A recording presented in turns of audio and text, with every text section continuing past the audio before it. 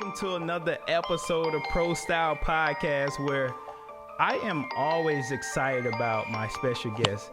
And today we had a guy that actually came out 2008, draft. He's one of those guys that was underrated, so it seemed like he always had this chip on his shoulder, man, you know what I mean? Like he went to Mount Union College, a small college. So coming out, my man felt like he just had to, prove to everybody, you know what? I'm just going to take the league by storm, but I'm going to do it silently, but I'm going to just assassinate everybody, man. Man, please welcome my guy, Pierre Garçon. Bro, how you doing? Doing well, man. Feels good. Happy to be on. Happy to see you, man. It's been a long time, like you say. Yeah. Happy you doing your thing and happy to be on the show. Yeah, man. I think we met at the Combine, right? Yes, sir. Yeah, we met at the 2008 NFL Combine in Indianapolis, Indiana. And my man came out and he was just blazing. So I'm looking like, man, who is this dude? Tell me, coming from Mount Union University, going to the Combine, how much did you really want to impress the scouts?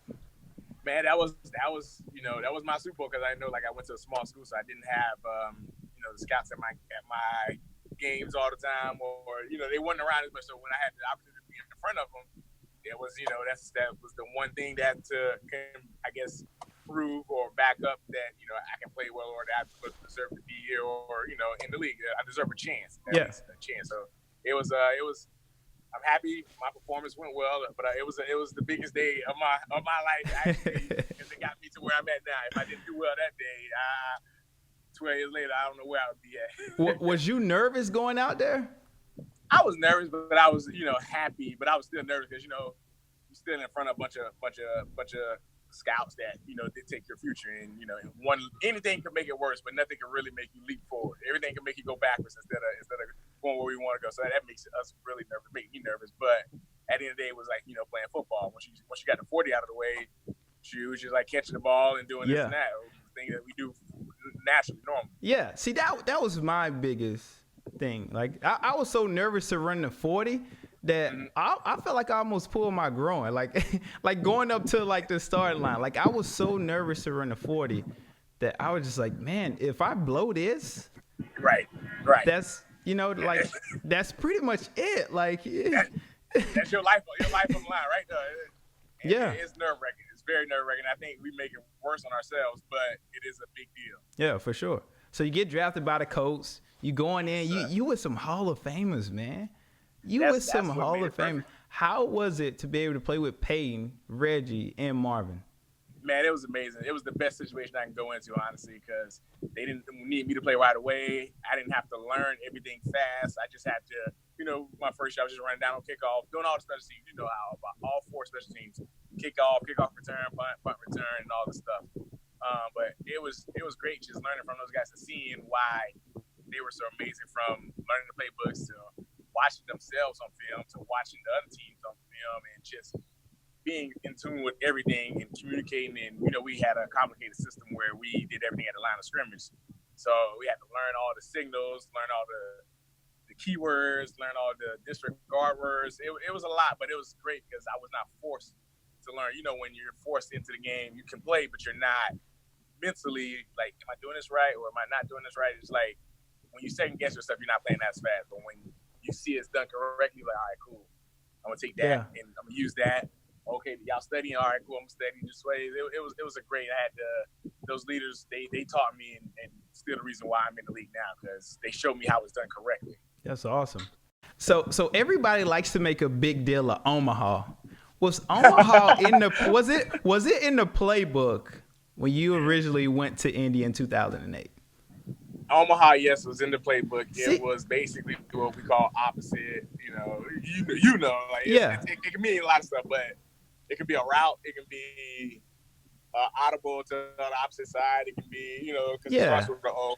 So it's like an out route, or it's like the opposite side. And everybody makes such a big deal about Omaha, man. like this is something that's, really revolutionizing and changing the game. I'm like, yo, it just means the opposite. or if he's talking to a wide receiver, just a speed out. You just got an Omaha. It's just a speed out, route, right? Yeah.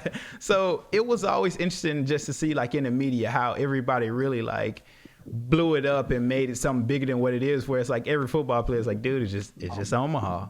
Like it ain't the place where you go get your steaks from. It's Omaha, just, opposite, which I always thought was like pretty interesting and cool. But man, then you had a chance to go and play down in Washington, man. Yes. Tell me about your time in Washington, because I only played there once, but everybody loves to go to DC. The Washington Redskins fans are a diehard Redskins fan. They'll tell you that every day too, and they support their team and they want the team to win. And it's a good city. It's a great place. It's definitely a good time. We had Robert RG3 coming in when I came in, so everybody was excited. It was a good time. We won games. We should have won more games, but it was a good experience.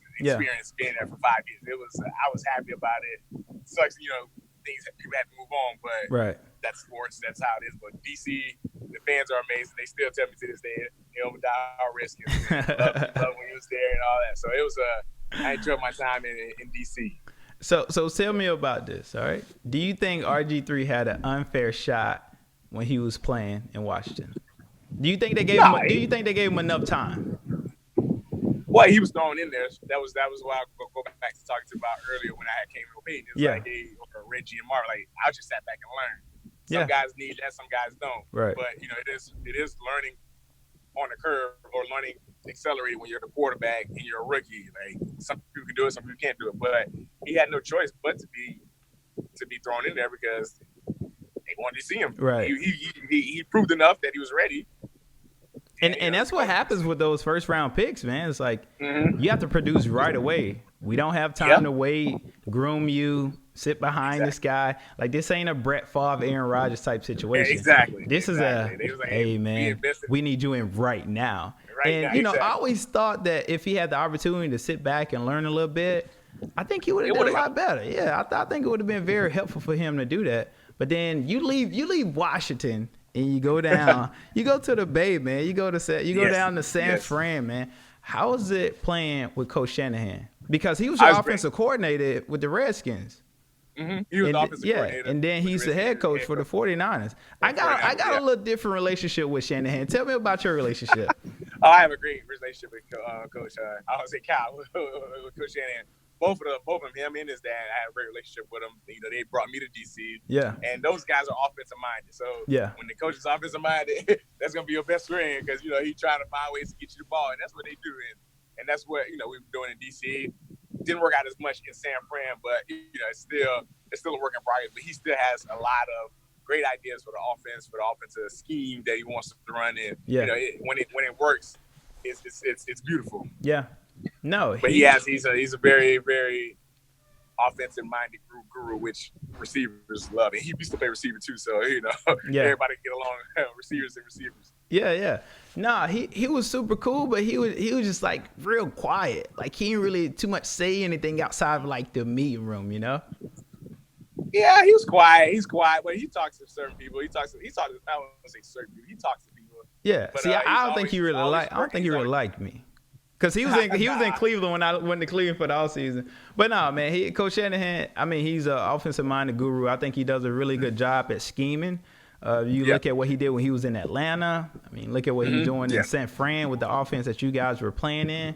Like, it was dope. You know what I mean? But, man, unfortunately, they not picking up your option, man. It happens, man. Yeah.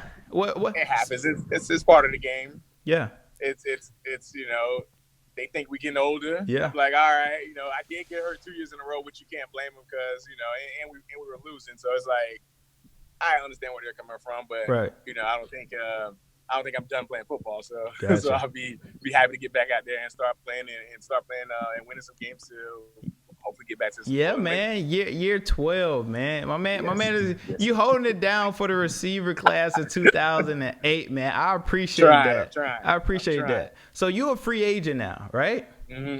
Yes. Give me a short list, man. Give me a short list. And please listen, please. I just for my sake and some other people's sake, just please have Chicago in that top 5. Chicago, they good. They already set up receivers. They don't need receivers. You don't think they need a veteran in that group? Well, every room needs a veteran, but I think they like what's his name, Robinson? Allen Robinson. Taylor Gabriel. He's vet enough.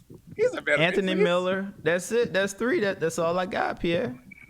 He's been a vet enough. Who's stretching the field? Bellamy. He's a vet too. Yeah. We need somebody that's gonna stretch the field, though, man. That's what every team looking for. That's what I'm saying, man. But you guys also got a good quarterback that can, that can help. That can help with a lot of other stuff that you guys don't have. But I think Chicago's pretty much set at receivers. They playing well for them, man. They got the guys coming out of the backfield. They kind of like a receiver, the running backs. Chicago set. My short list. I'm open to anybody. Been around now for a long time. So whoever wants me. I'm open. It doesn't matter if they have a veteran quarterback or not. It's just I just enjoy playing, and if the situation works out right, I'll be there ready to go. Ready to be there. Camp, ready to be at OTAs, and be ready to start the season. Because in August, that's all we want to do is just play football. That's it. Just play football. Just play football. Well, we got to shift gears a little bit, man. Because Prostyle looks at the symmetry between hip hop and sports, man. Mm-hmm.